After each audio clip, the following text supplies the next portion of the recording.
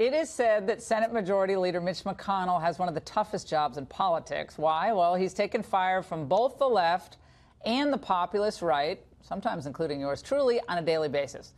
Earlier this evening, believe it or not, I sat down with him, and he was nice enough to give an exclusive interview to the Ingraham Angle, where he addresses a range of topics: the wave of sex harassment revelations rocking Capitol Hill, the Alabama Senate race, and a lot more. But we began with the GOP's do-or-die tax reform push.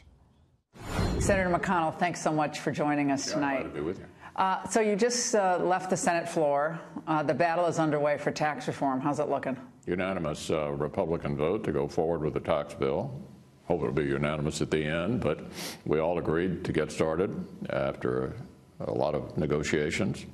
I'm optimistic we're going to deliver a comprehensive tax reform to the American people for the first time in 31 years. Now, Marco Rubio and Mike Lee, kind of at last-minute move, are pushing for a hike in the corporate tax cut from 20% to 22%, and they then want to give more relief to lower-income people with children. Where is that going to go, and what is that? Is that going to be a monkey wrench in your plan here? We'll see. I mean, it's open for amendment. There will be plenty of amendments, both on the Republican side and the Democratic side. But what I think we have 100% agreement on, Laura, is that we want to do comprehensive tax reforms for the first time since the second Reagan administration.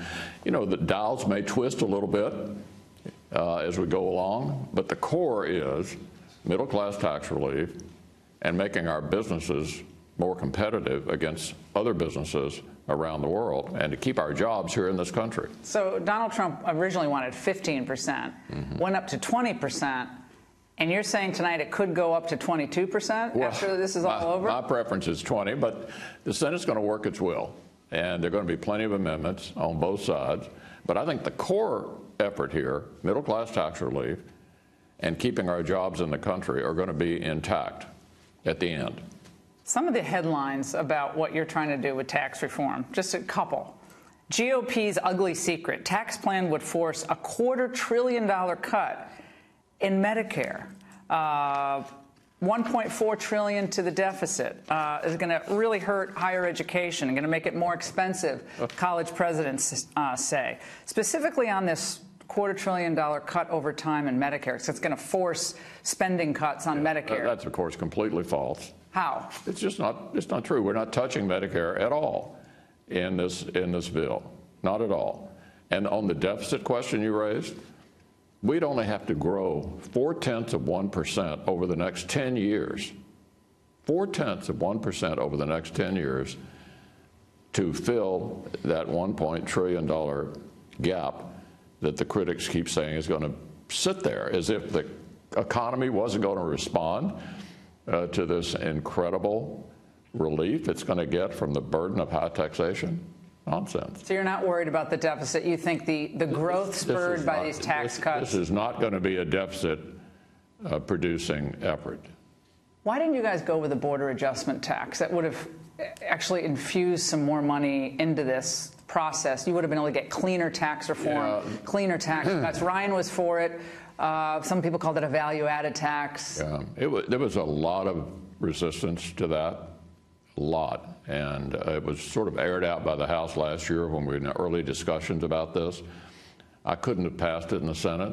We have to deal with what can pass. I need 50 votes. We have 52 Republicans. We have all 52 who want to get to yes. But that was just not something I could sell in the Senate. John McCain has been kind of a thorn in the side of the Trump administration. They've had, acrimonious relationship going back to the campaign. Right now, do you think he's the biggest obstacle to this getting to the ultimate 50-50? Well, he voted to get on the bill. And I know John McCain well enough to know he's not going to cast a vote on tax reform over how he may feel about the current occupant of the White House. You don't think that comes into play at all? I don't think so, no. Let's move on to some other issues, because there's a lot going on in the country right now on a whole bunch of fronts. The Alabama Senate race has taken up a lot of oxygen in the political, landscape. He's up now in the polls 5%. You favored Luther Strange. A lot of money went into supporting Luther Strange. He didn't win. Roy Moore won. I actually supported Mo Brooks, but Roy Moore won. And now, of course, all these allegations against him. You said he should step aside. He may very well win this election. What does that say about your influence in the Senate, your influence? Does it have any implication for you? He wants to unseat you, he said. Well, President Trump and I were on the same side. We both supported Luther Strange, even though you supported Mo Brooks. The people of Alabama decided to go in a different direction. And on December the 12th, they'll get to decide who they want to send to the Senate, and we'll deal with that when that happens. So if that happens, there still are senators who say we could vote to expel him from the U.S. Senate. But what does that say to the state of Alabama? They've heard all the arguments. And I know you said you believe the women who came forward. I tend to think some of them are credible as well. But people of Alabama are hearing it all. They're going to make the decision in Alabama, and we'll deal. So should you in the Senate then invalidate that by expelling him out with a two-thirds vote? We'll deal with the aftermath of the decision the people of Alabama make on December 12th. So you think it's a possibility he could be expelled from the Senate? I think there's a possibility he'll have an ethics issue. An ethics investigation once he gets here? Yeah, I think it's almost certain, yeah. How far back will those allegations? They go back like almost 4 decades. It'll be up to the committee. Wow, there's a lot of ethics investigations going on. That's true. Unfortunately. Yeah, over in the Senate doesn't have any sort of fund like the House has. One of those. They're calling it a shush fund or a slush fund to settle settlements, sexual. Are you talking about harassment cases? Yeah. Well, we're taking a look at completely changing whatever the status quo is. I mean, 2 weeks ago in the Senate passed a measure to require mandatory training. We've got a bipartisan group of Republican and Democratic women in the Senate giving us advice about the next step, and clearly the status quo is not acceptable. Well, Kirsten Gillibrand, who has been on this issue and it affects the military, junior senator from New York, she came out and she said, well, Bill Clinton really should have been, basically resigned.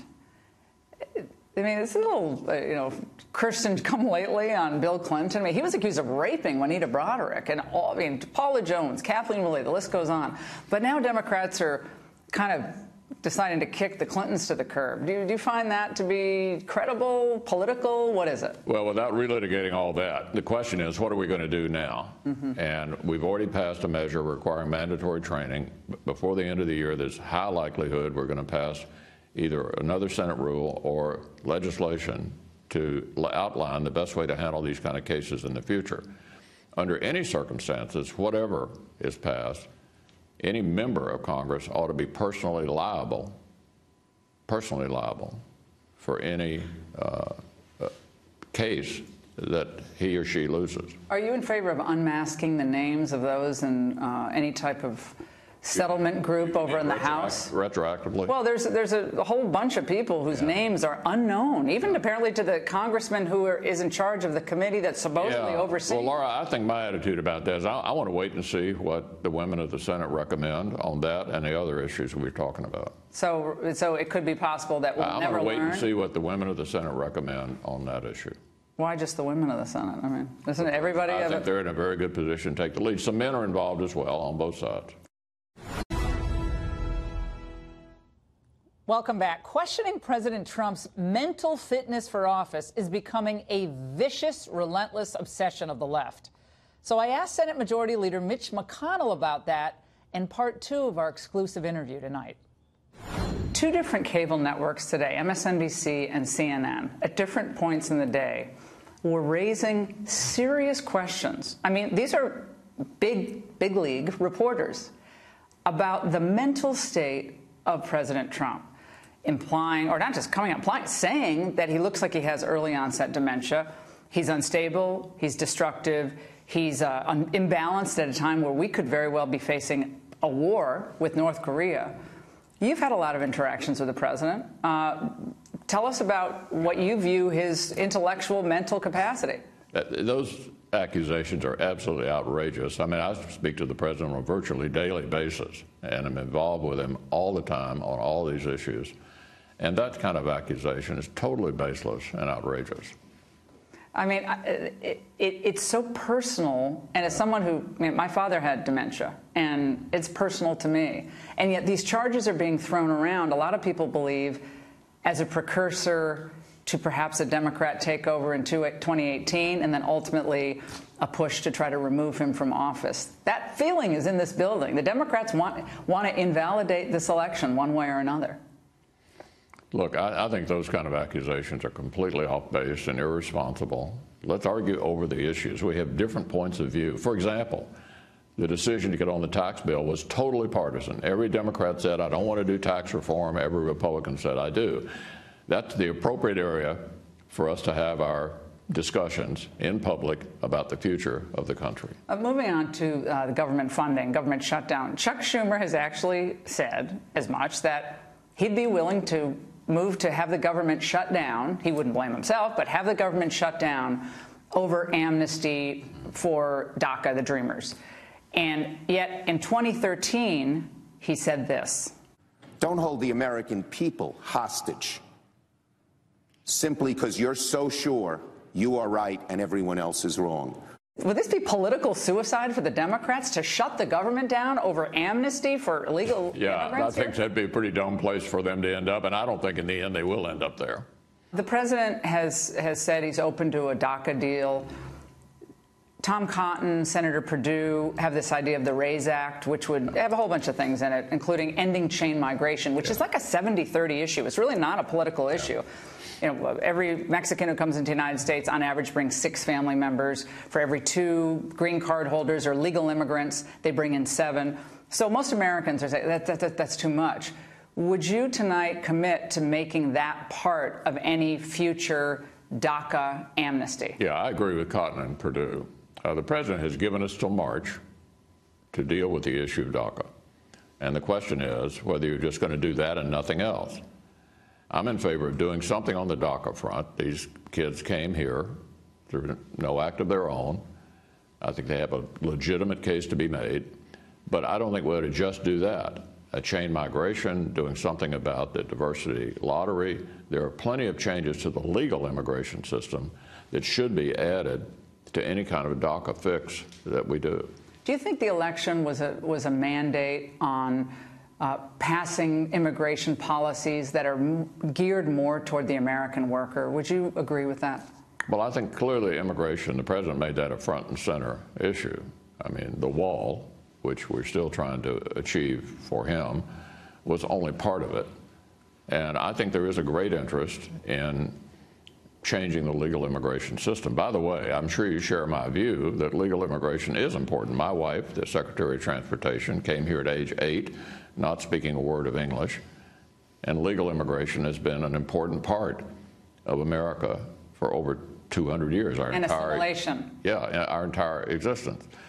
That doesn't mean you just let anybody in at any point, and it doesn't mean you tolerate illegal entries. So the president's actually given us an opportunity here by saying he wants to fix DACA, but he doesn't want it all by itself. He wants something with it, and I think the kinds of things you and I are discussing that Cotton and Perdue are pushing are exactly what ought to be part of a solution. The tweets today from President Trump, one about the sexual harassment case at NBC, another he retweeted Muslim videos where there was violence in them, and apparently the source was someone a lot of people in Britain think is kind of an unsavory figure. Do these tweets make it more difficult for you to get stuff done here in Congress? Yeah, I'm not going to critique the president's tweeting habits. There's been much discussion about that all year. It's his decision. But Schumer and Pelosi didn't show up at the meeting, of course, yesterday. You had 2 empty chairs, which I actually kind of like the empty chairs, Senator. I think that was actually clarifying. It certainly keeps things lively. I'd be remiss in asking one other question. I'm sorry. North Korea. This is getting extremely tense, if it wasn't tense before. Would you urge the Senate and to be able to vote on a use of force, military force, if we're indeed getting involved in the Korean Peninsula again? Well, if it gets to that, I think the president's doing actually a great job. He's the first president who's been able to get the attention of the Chinese, who are actually squeezing the North Koreans as we speak. Are you hopeful we can avert war in the Korean Peninsula? I am. Senator, thank you for all this time. Thank you. It's terrific. Come back soon.